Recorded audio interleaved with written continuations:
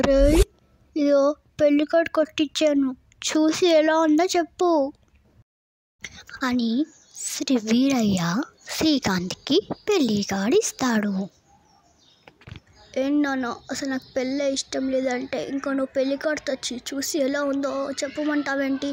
నాకు అసలు పెళ్ళే ఇష్టం లేదని అమ్మకి నీకు చెప్పాను, కానీ మీరు వినట్లేదు, పోండి అని శ్రీకాంత్ నాకు పెళ్ళి వద్దని ఇండైరెక్ట్గా వాళ్ళ నాన్నకి చెప్పేస్తాడు. ఇల్లు చాలా బాగుంది కదా అండి? అవునే, చూస్తుంటే పెద్దిల్లులోనే ఉంది కదా. అవునండి, కూర్చోవే, కాళ్ళు నొప్పి పుడతాయి నీకు. ఏంటి ఇప్పుడే వస్తానని చెప్పి ఇంకా రావట్లేదేంటి? ఏంటి నువ్వు? వస్తుందిలే మీ అత్తగారు.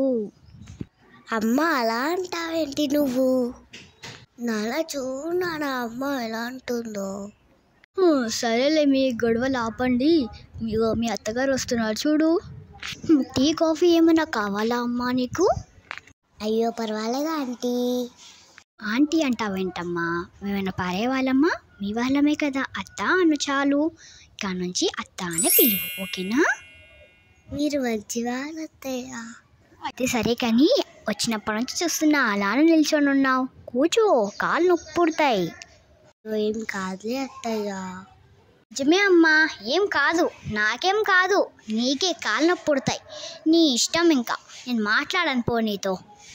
ఏంటంట మీరు చిన్నపిల్లగా చేస్తున్నారే? సరే అమ్మ తల్లి, క్షమించు. అయ్యో అలా అంటారేంటి? సరేలే ఆగు, మా ఆయనని పిలుస్తాను.